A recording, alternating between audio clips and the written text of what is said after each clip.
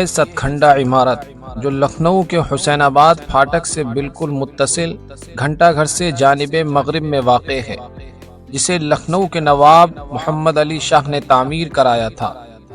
اس کی تعمیر کے سلسلے میں چند ایک باتیں مشہور اور زبان زد ہیں۔ کچھ لوگ کہتے ہیں کہ نواب صاحب نے اپنی لاڈلی بیٹی کے نشانی کے طور پر اس عمارت کی تعمیر شروع کرائی تھی، جبکہ دوسرے لوگوں کا خیال ہے کہ چاند دیکھنے کے لیے یہ عمارت بنائی گئی ہے۔ کچھ لوگوں کا گمان ہے کہ نواب صاحب کو کبوتر بازی سے کافی دلچسپی تھی، انہوں نے اپنے شوق کو پروان چڑھانے کے لیے اس خوبصورت عمارت کا خواب دیکھا تھا۔ یہ بھی مشہور ہے کہ اسے پتنگ اڑانے یا اذان دینے کی غرض سے بنایا گیا ہے، جبکہ یہ فقط من گھڑت قصے اور سنی سنائی باتیں ہیں، حقیقت سے اس کا دور دور تک کوئی تعلق نہیں۔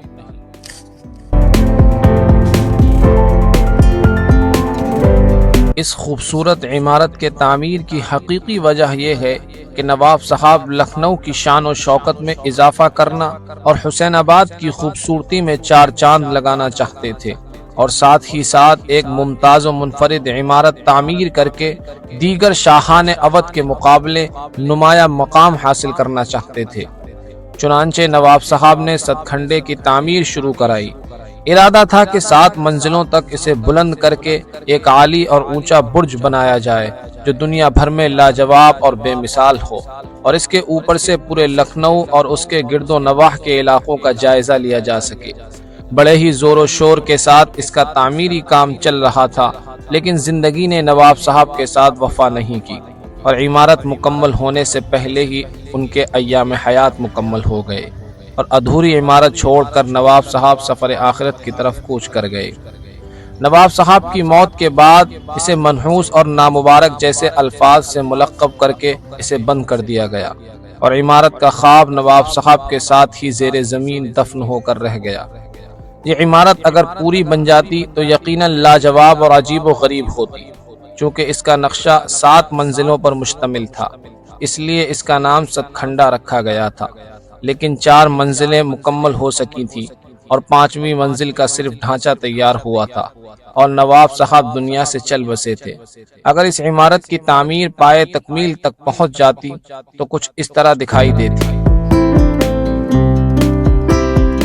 اسے چنا، لال مٹی اور لاخوری اینٹوں سے بنایا گیا ہے، جس میں پہلی 2 منزلوں میں محرابوں کی شکل میں متعدد دروازے اور حلقے بنائے گئے ہیں جو حقیقتاً کھڑکی ہیں۔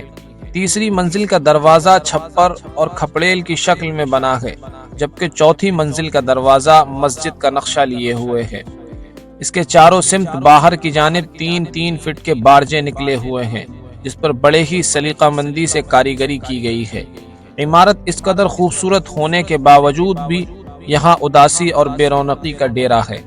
ایسا معلوم ہوتا ہے کہ یہ عمارت اپنی قسمت پر نالہ ہے، اور آج بھی مکمل ہونے کی امید لگائے لوگوں کی طرف حسرت بھری نگاہوں سے دیکھتی ہے۔ ہزاروں راہگیر روزانہ اس کے پاس سے گزرتے ہیں، لیکن اس سے ناواقف ہونے کی وجہ سے دل کا میلان ادھر نہیں ہوتا، چنانچہ سرسری نگاہوں سے دیکھ کر آگے بڑھ جاتے ہیں۔